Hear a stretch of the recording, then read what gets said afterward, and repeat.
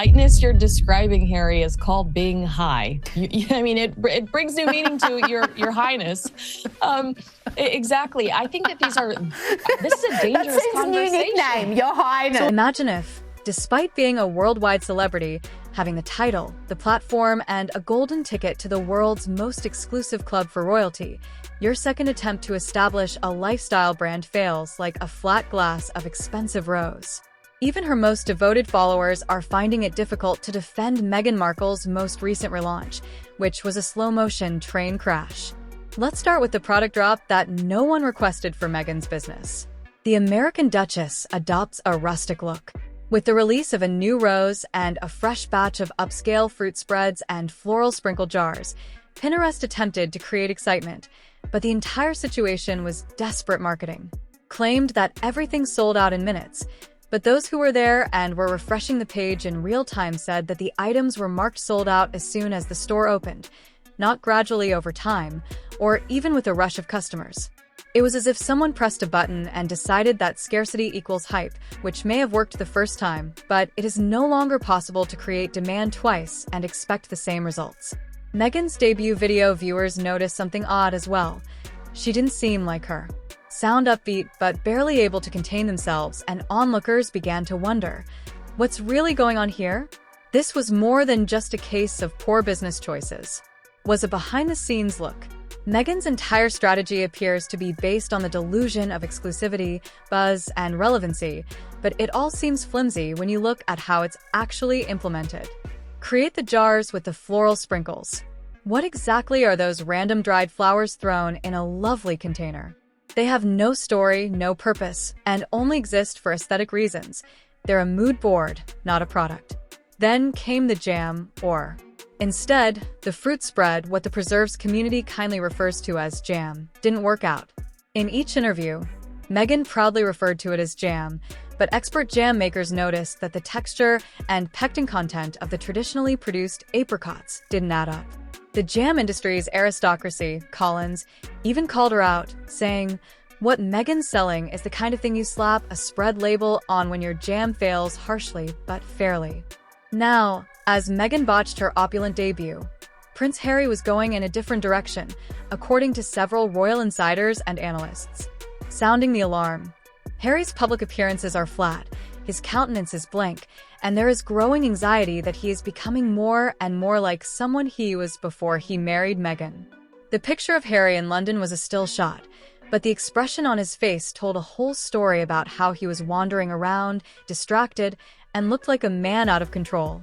Harry had been open about his struggles with grief and anxiety and his heavy use of drugs and alcohol to cope, and there has been speculation recently that those habits might be resurfacing. This guy seems to have had more drugs inside him than you could get in a chemist shop.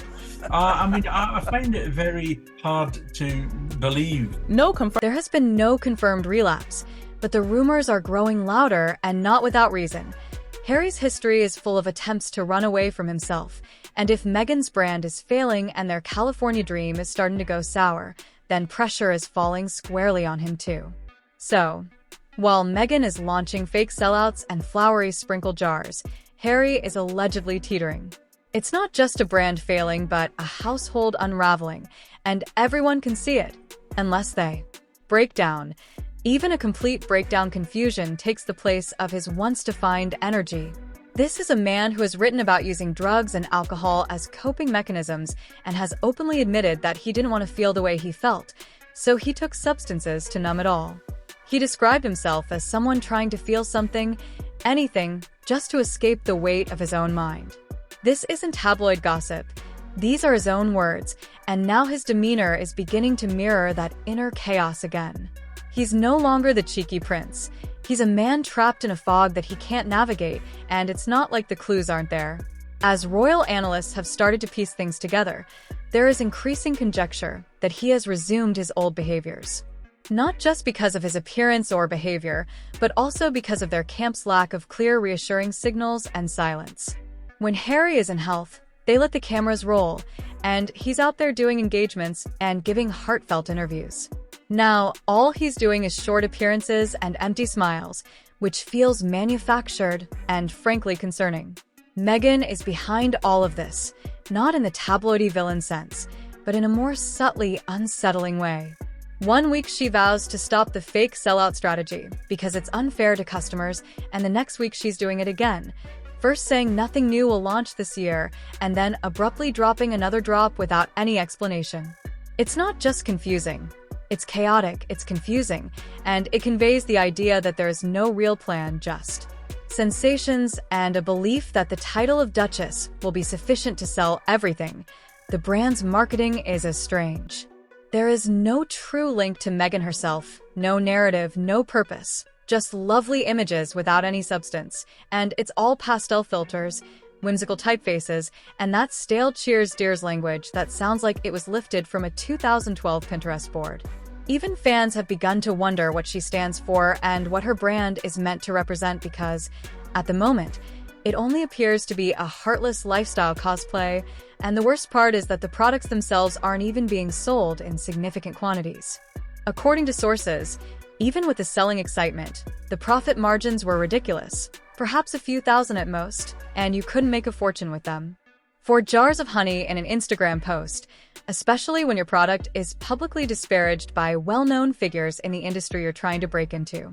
Meanwhile, Meghan's once boisterous and proud fan base is becoming quieter, and the Sussex squad attempted to do their part by allegedly purchasing large quantities of product, but even that felt forced and desperate. There were rumors that someone had snatched 50 jars at once, but when people checked, the limit was 6. The hype wasn't real. It was staged.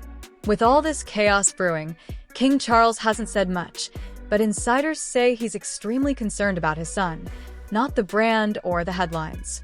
Charles, the king, is still a father despite everything that has happened, and no amount of royal protocol can erase the concern etched into his every move when Harry's name comes up. Insiders close to the family say the king is torn, on one hand wanting to extend support, but he also knows Harry needs to take ownership after years of covering for his son's mistakes. Despite all the titles and fame, Harry still seems lost, and that's starting to scare people. Charles is apparently drawing a firm line. You made this mess, and you work it out. It's fatigue, not heartlessness. Harry has struggled with demons since he was a young boy, first the death of his mother, and then the demands of being a royal. Life, the media circus that never left, a move across the ocean, a marriage, 2 kids, numerous lawsuits, and a brand that never found its footing. That's a recipe for burnout.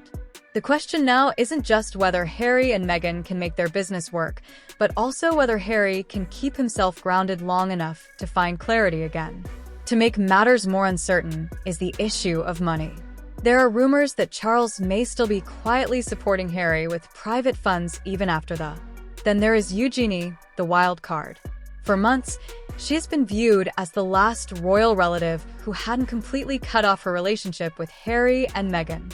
After tensions reached a boiling point, people assumed she had quietly backed away, but recently, she was spotted at Royal Ascot with one of Meghan's closest friends, Misha Nununu.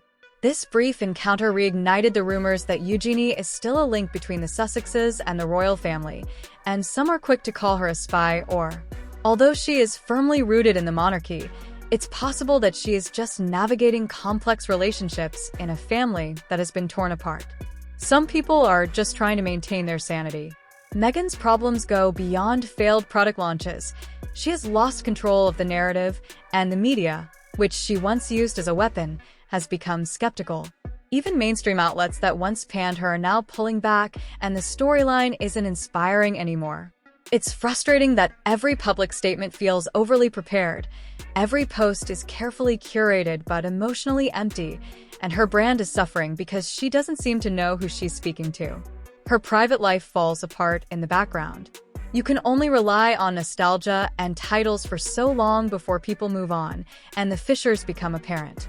Meghan and Harry need a real reset, a moment of honesty, humility, and strategy, not just another PR campaign or product drop. If there is to be a resurgence, it won't be based on scarcity strategies and filtered Instagram videos. Instead, it will need something Meghan and Harry have shunned for years. The brand is bewildered, the family is broken, and the public is witnessing it all unfold in real time with less empathy every day.